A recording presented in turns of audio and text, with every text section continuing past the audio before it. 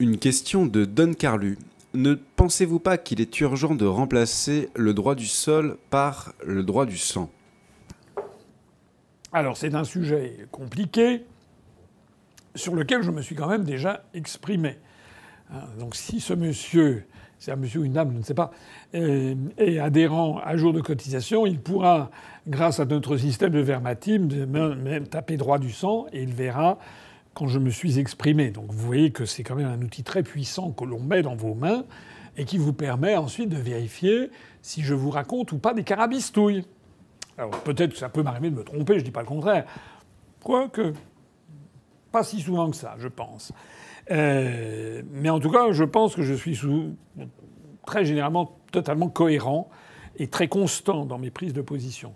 Donc j'ai déjà dit que sur le cas de Mayotte, d'une part, et le cas de la Guyane française, d'autre part, il faut arrêter avec le droit du sol. C'est plus possible parce que ça n'est plus gérable.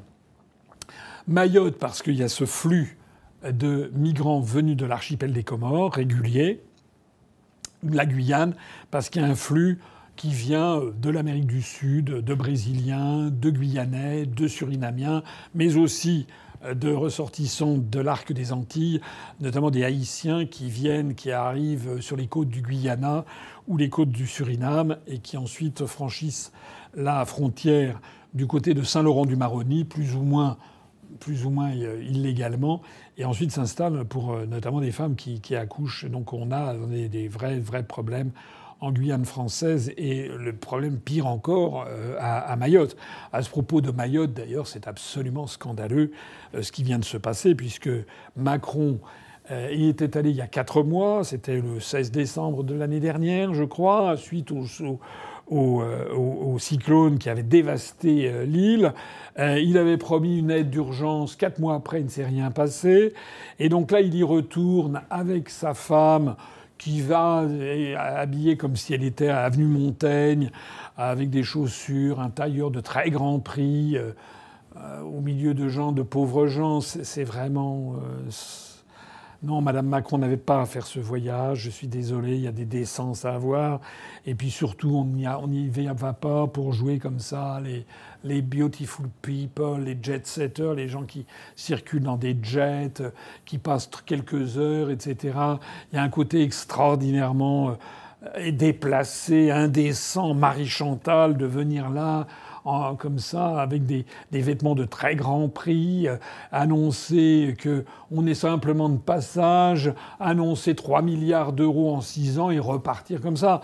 Alors que ce sont des pauvres gens qui ont perdu leur maison, qui n'ont plus rien. Mais c'est absolument indécent, c'est scandaleux. C'est scandaleux. D'ailleurs, Macron, il n'a même pas le début du commencement d'un fifrelin.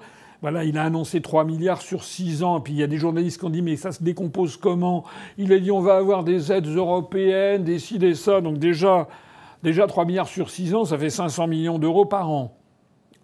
Deuxièmement, on va avoir des aides européennes. Bon, en fait, les journalistes ont découvert avec effarement, ils n'ont pas osé l'écrire, mais je le sais par des avis détournés, ils ont découvert avec effarement que ce truc, il n'y a rien dedans. Ils ont dit d'ailleurs, la presse a une formule pour dire ça, ils ont dit que le plan avait été bouclé à la dernière minute. Je connais là aussi. Hein. C'est pas au vieux singe qu'on apprend à faire la grimace. Je sais très bien ce que c'est dans les cabinets ministériels quand il n'y a pas d'argent et qu'on essaye de faire comme s'il y en avait. Donc il n'y a pas un rond en fait. Donc Macron, c'est de la provocation en fait. Parce que les gens, ils attendaient qu'on les sauve, qu'on leur rebâtisse un toit, etc. Ils n'ont rien au bout de 4 mois. Et puis vous avez Macron qui arrive pour faire un blabla en disant « je vais procéder à la refondation de Mayotte ». La refondation de Mayotte, j'ai republié ces jours-ci, allez voir une vidéo que j'avais faite il y a 5 ans, en début 2020, où j'avais pointé 27 occurrences où Macron, à l'époque, avait parlé de la refondation. Il avait voulu refonder, c'était la refondation de l'Europe, son discours de la Sorbonne.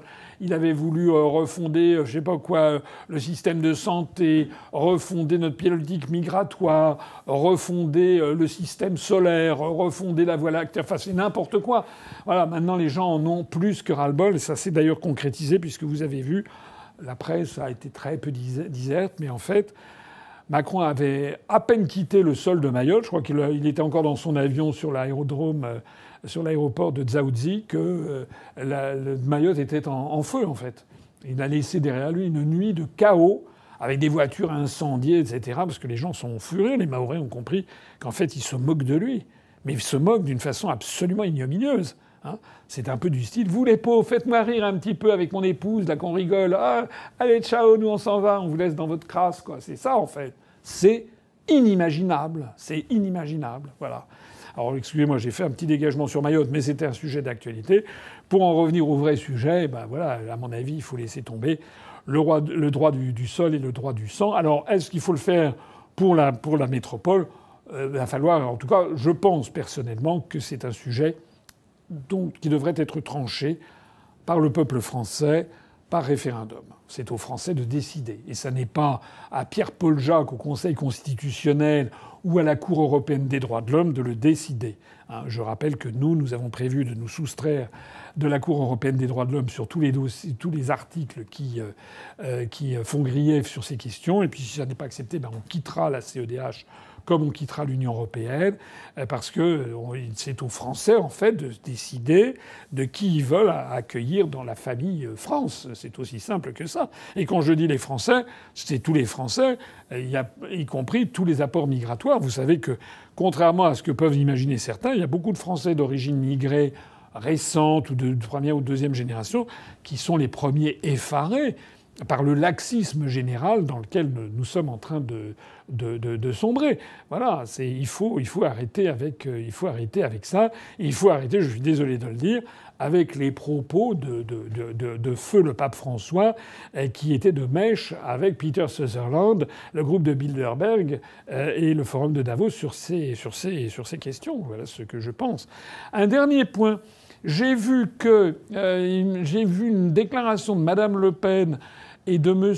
Dupont-Aignan qui se sont scandalisés parce que le ministre des Affaires étrangères, Barrot, avait dit qu'il fallait donner un coup de main aux Comores. Alors ils sont montés sur leurs grands chevaux en disant c'est scandaleux. Alors là, pour le coup, reconnaissez que j'essaie toujours d'être honnête intellectuellement, ce que je crois être. Pour le coup, je vais donner raison à Barrot, puisque c'est ce que je dis moi-même. Peut-être que M. Barrot, des gens dans son entourage, s'est dit tiens, qu'est-ce que dit Asselineau ? C'est ce que je dis depuis des mois et des mois et des mois. Parce que M. Dupont-Aignan et Mme Le Pen, ils proposent quoi, en fait, pour régler le problème de Mayotte ? Ils proposent quoi ? Parce que même si on supprime le droit du sol à Mayotte, il n'en demeure pas moins que le niveau de vie à Mayotte est énorme par rapport au niveau de vie dans les Comores. Et puis, par ailleurs, M. Dupont-Aignan et Mme Le Pen oublient l'histoire. Ils oublient simplement que les 3 îles des Comores, tout le monde parle de français, qu'il y a une forte diaspora comorienne en France, notamment à Marseille, mais également que ça a été des colonies françaises depuis 1890, quelque chose comme ça, jusqu'en 1976. Et enfin que c'est un petit pays où nous avons quand même des responsabilités historiques et puis où nous avons beaucoup de ressortissants sur le sol national. Donc là, pour le coup, je pense que Barrot a raison, d'autant que ça ne coûterait pas grand-chose. Il ne s'agit pas de nourrir le sous-continent indien. Il s'agit de permettre aux Comores, moyennant une aide bien ciblée, de créer, à mon avis, si on crée un bel hôpital dans chacune des 3 îles, Grande Comore, Mohéli, Anjouan, si par ailleurs on crée des structures éducatives, et si par ailleurs on invite des investisseurs internationaux à créer quelques hôtels, il y en avait un qui s'appelait, je ne sais plus comment, il me semble quelque chose comme ça, qui se trouvait sur la Grande Comore et qui a fait faillite après qu'un avion un Boeing de Ethiopian Airlines avait été détourné par des pirates de l'air, excusez-moi, avait détourné cet avion éthiopien et qui s'était écrasé, devant les touristes qui étaient sur la plage en train de se faire dorer au soleil. L'avion s'était écrasé. Vous avez d'ailleurs, le film est disponible sur Internet, c'est très spectaculaire, de cet avion qui amérit et puis se fracasse et se détruit. Il n'y a eu qu'une seule survivante. Voilà, c'est terrible cet accident. Alors suite à ça, évidemment, l'hôtel a un peu battu de l'aile. Et puis après ça, il y a eu la crise économique. Enfin bon, bref, il n'y a plus d'hôtellerie. digne de ce nom aux Comores, ce qui est quand même incroyable. L'océan Indien, c'est quand même un pays, c'est quand même une zone où vous avez les Seychelles, vous avez l'île Maurice et vous avez la Réunion.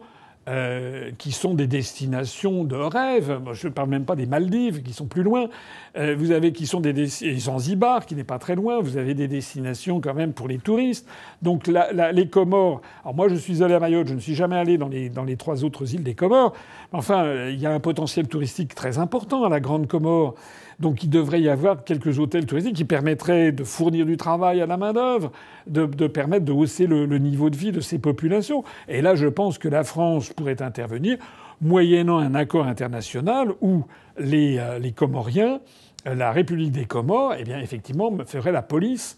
Et la police, je rappelle aussi, j'ai eu l'occasion de le dire, mais Madame Le Pen et Monsieur Dupont-Aignan ne doivent pas le savoir, que ceux qui financent les Kwassa, les moteurs, ce sont des moteurs Yamaha.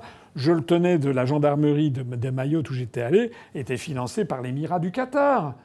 Donc moi, si j'étais président de la République, je peux vous dire que ça serait... Moi, je ferais pas des rodomontades du style on va voir. Non, non, non.